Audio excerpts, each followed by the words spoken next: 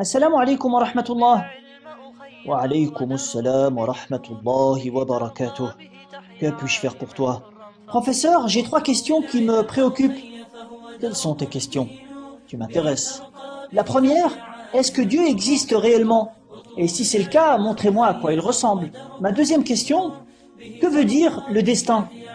Et quant à ma troisième question, si Satan est créé de feu, puis il sera jeté dans l'enfer pour y être châtié, alors qu'elle ne lui fera pas de mal puisqu'il est créé de feu. Euh, Pourquoi me giflez-vous? Et pourquoi vous vous mettez en colère contre moi? Je ne suis pas en colère contre toi, et je ne suis pas du tout en colère. La gifle répond à tes trois questions. J'ai été giflé, mais je n'ai encore rien compris. Que ressens-tu après que je t'ai giflé? J'ai mal, tout simplement. Est-ce que tu crois que la douleur existe? Oui. Alors, montre-moi à quoi elle ressemble. Je ne peux pas?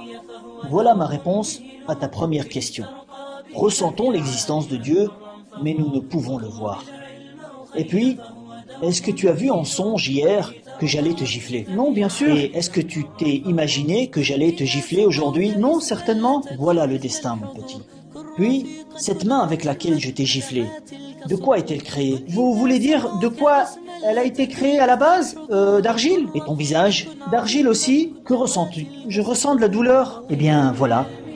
Comme l'argile peut faire de la douleur à de l'argile, c'est la création de Dieu et ainsi est sa volonté. Alors, même si Satan est créé de feu, l'enfer sera pour lui un châtiment douloureux, comme ça Dieu l'a voulu et ainsi est sa volonté.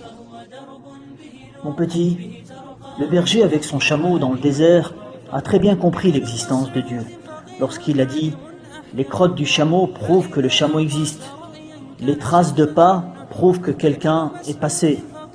Le ciel avec ses astres, la terre et ses chemins, ne sont-ils pas des signes d'un Dieu omniscient et bien informé? Mon petit, médite sur la création de Dieu et tu trouveras Dieu. Cette histoire est terminée, partagez-la avec ceux que vous aimez et ne nous oubliez pas dans vos pieuses invocations.